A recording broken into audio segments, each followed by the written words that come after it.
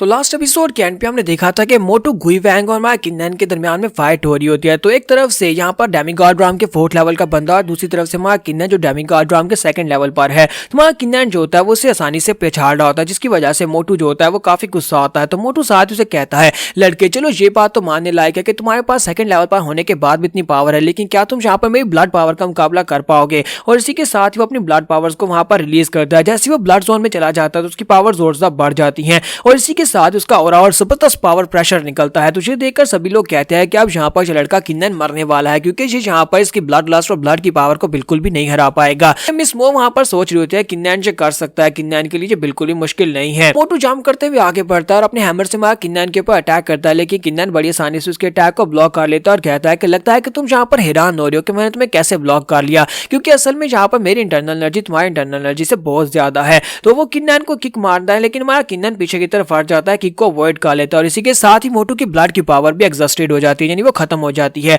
तो किन्नन कहता है कि यहाँ पर अब मुझे यहाँ पर इसको हराना होगा, लेकिन इसकी ब्लड की पावर तो वाकई में काफी ज्यादा पावरफुल थी। इसी के साथ ही ब्रदर शन वहां पर पहुंच आता है। शन कहता है कि मैंने सोचा नहीं था कि लॉर्ड राम का कोई बंदा तलवारबाजी में इतना महान हो सकता है, इतना पावरफुल हो सकता है। तो ब्रदर शन वहां पर आने के बाद कहता है कि मोटू गुईवैंग तुमने मेरा नाम कटवा दिया, तुम डिवाइन राम के एक बंदे हो, लेकिन एक लॉर्ड राम के बंदे से यहाँ पर बुरी तरह से मार खा रहे हो। जल्दी से यहाँ पर साइड के ऊपर हट जाओ और सीधा आकर उसके सामने आकर खड़ा हो जाता है, जबकि मोटू से कहता है प्लीज ब्रदर शैन मुझे माफ कर दो, मुझे एक और मौका दे दो। तो शैन उसे कहता है कि नहीं, तुम्हें यहाँ पर मौका नहीं मिलेगा, चलो जल्दी से वापस जाओ, तुम्हें यहाँ पर सजा मिलेगी। इसके साथ ही शैन कहता है कि अब जबकि तुम्हारी तलवारबाजी इतनी ज्यादा अच्छी है तो क्यों ना तुम यहाँ पर अपनी तलवारबाजी को मेरे ऊपर आजमा कर दिखाओ। और इसी के साथ ही वो अपने पास से क्रिस्टल निकालता है, एक रून स्टोन निकालता है जो कि येलो कलर में चमक रहा होता है और कहता है कि मैं तुम्हें दिखाता हूँ कि मैं क्या कर सकता हूँ। जबकि पीछे के सभी लोग बहुत ज्यादा घबरा जाते हैं और कहते हैं ब्रदर शैन तो यहाँ पर येलो कलर के रून स्टोन को यूज कर रहा है, येलो कलर के रून स्टोन के साथ अगर इसने किन्नन पर अटैक किया तो वो बच नहीं पाएगा। और इसी के साथ ही वो रून स्टोन की पावर को यूज करते हुए सामने की तरफ फेंक देता है,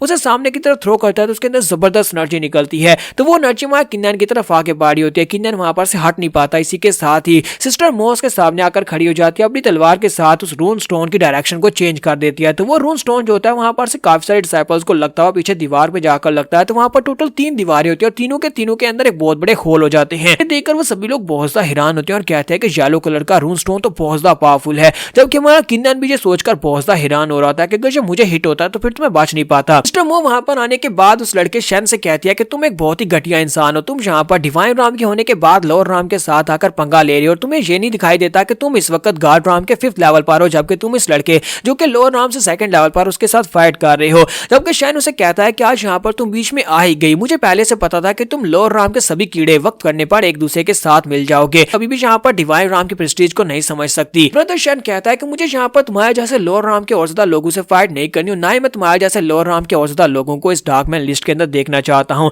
और इसी के साथ ही पीछे की तरफ मुड़ जाता है और कहता है कि टूर्नामेंट में तुम लोगों को देख लूंगा, जबकि गुईवैंग किन्नन से कहता है कि टूर्नामेंट में मैं तुम्हें देख लूंगा और वो भी वहां पर से शैन के पीछे भाग जाता है। तुम्हारा किन्नन सिस्टर मो से कहता है कि तुम्हारा बहुत बहुत शुक्रिया। तो सिस्टर मो से कहती है कि जी तो मेरा फर्ज बनता है, हम सभी लोग लॉर्ड राम से तो हमें एक दूसरे की मदद करनी चाहिए। तो नेक्स्ट सीन जो होता है हमें समिट का दिखाया जाता है, जहां पर सिस्टर मो हमारे किन्नन को अपने साथ लेकर आती है, वहां पर बैठकर उसे बता रही होती है कि तुमने यहाँ पर सब कुछ अपनी आंखों से देख लिया होगा, पर जो डिवाइन राम के रहने वाले लोग हैं वो यहाँ पर हमारे जैसे लॉर्ड राम के लोगों के साथ किस तरह से बर्ताव करते हैं। तुम्हारा फूजन उसे कहता है कि मुझे ये बताओ कि तुमने यहाँ पर इन लोगों के सामने अपनी सुपीरियरिटी को कैसे साबित किया, तुम यहाँ पर लिस्ट में कैसे आई। तो वो कहते हैं कि बस यही समझ लो कि मैंने बहुत ज्यादा मेहनत की और उसके बाद मैं इस लिस्ट के अंदर आई हूँ। तुम्हारी इंटरनल एनर्जी काफी ज्यादा अच्छी है और मुझे लगता है कि तुम्हें यहाँ पर एक यूनिक एडवांटेज है। अफसोस कि तुम्हें यहाँ पर इनकी तरह के रिसोर्सेज नहीं मिल सकते, क्योंकि डिवाइन राम के लोग जब यहाँ पर पैदा होते हैं तभी उनकी फिजिक हमारे लॉर्ड राम के लोगों से बहुत ज्यादा बेहतर होती है। इसी वजह से ये लोग जो होते हैं ये लेवल्स के हिसाब से हमसे बहुत ज्यादा बेहतर हैं। हमारा किन्नन कहते हैं तो फिर हम लोग यहाँ पर डिवाइन राम के नोबल्स के सामने कैसे खड़े हो सकते हैं, हम इनसे कैसे फाइट कर पाएंगे। तो सिस्टर मो से कहते हैं इसी वजह से तो मैं यहाँ पर ये सब कुछ चेंज करने के लिए ये सब कुछ कर रही हूँ, मैं एक पर्सनल आर्मी बनाना चाहती हूँ ऐसे लोगों की जो लॉर्ड राम से हूँ।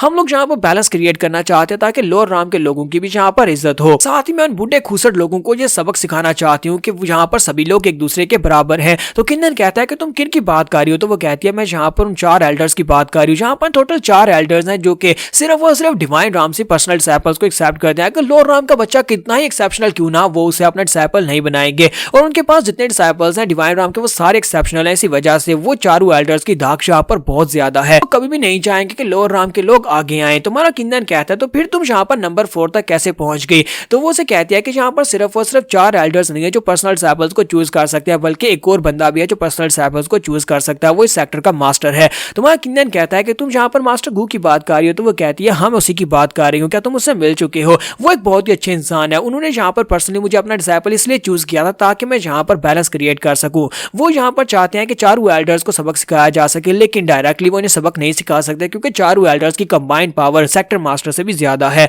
इसी वजह से मैं तुम्हें यहाँ पर अपने मकसद में शामिल करना चाहती हूँ, क्या तुम मेरी टीम को ज्वाइन करोगे? क्या तुम यहाँ पर डार्क मेल लिस्ट के ऊपर अपना नंबर और ज्यादा आगे लेकर आओगे ताकि हम दोनों मिलकर यहाँ पर बैलेंस क्रिएट कर सके और बाकी के सभी लोअर रैंक के लोग जो हमारी तरह यहाँ पर आते हैं उन सभी की भी इज्जत हो सके। तुम्हारा किन्नन कहता हाँ क्यों नहीं, मैं यहाँ पर तुम्हारी मदद जरूर करूंगा। तो वो से कहती है अच्छा ठीक है, अब मेरी मदद किए करने का वादा किया है तो सबसे पहले तुम्हें रून स्टोन हॉल में आना होगा, वहां पर आना, मैं तुम्हें रून स्टोन्स के बारे में बताऊंगी। तो नेक्स्ट रून स्टोन हॉल का दिखाया जाता है। जैसे हमारा किन्नन वहां पर पहुंचता है तो वहां पर जो लोग होते हैं वो उसे कहते हैं कि जहां से दफा हो जाए, तुम्हारे जैसे लोअर रैंक के लोगों को यहाँ पर होने का कोई अधिकार नहीं है। तो सिस्टर मो वहां पर आती है और कहती है ये मेरा दोस्त है, तुम इसे यहाँ से नहीं भगा सकते, इसलिए ये आएगा और तुम लोग यहाँ से चले जाओ। और वो सभी लोग वहां से चले जाते हैं, जबकि हमारा किन्नन सिस्टर मो के साथ वहां पर से अंदर आ जाता है। अंदर आने के बाद उसे टेबल के पास लेकर आती है जहां पर स्टोन्स पड़े होते हैं और साथ ही वहां पर कार्व पेन भी पड़े होते हैं। तो वो उसे कहते हैं कि यहीं पर बैठकर तुम इन पत्थरों को कार्व करोगे, ये रून स्टोन्स हैं, लेकिन ये सारे के सारे लो क्वालिटी के रून स्टोन्स हैं। सिस्टर वो वहां पर बैठ जाती है और उसे कहती है क्योंकि तुमने अभी पहले कभी यहाँ पर रून स्टोन को बिल्कुल भी कार्व नहीं किया, तो इसी वजह से तुम्हें बेसिक से स्टार्ट करना होगा। सबसे पहले यहाँ पर तुम्हें बेसिक डैमेज स्टोन्स के साथ ये सब कुछ परफॉर्म करना होगा। और साथ ही उसे बताती है कि रून स्टोन्स होते हैं बहुत ज्यादा पावरफुल होते हैं, तुमने इसकी पावर तो देख ही ली होगी जब शैन ने वहां पर येलो कलर के स्टोन को यूज किया था। साथ ही वो उसे बताती है कि यहाँ पर रून स्टोन्स के टोटल 7 लेवल्स होते हैं और 7 लेवल से ऊपर के लेवल्स के बारे में हमें नहीं पता। और 7 लेवल्स को कलर्स के साथ दर्शाया जाता है। व्हाइट कलर जो होता है वो सबसे लो कलर होता है, उसके बाद ब्लैक कलर जो होता है वो 7th लेवल का कलर है, क्योंकि अभी तक हम जितने भी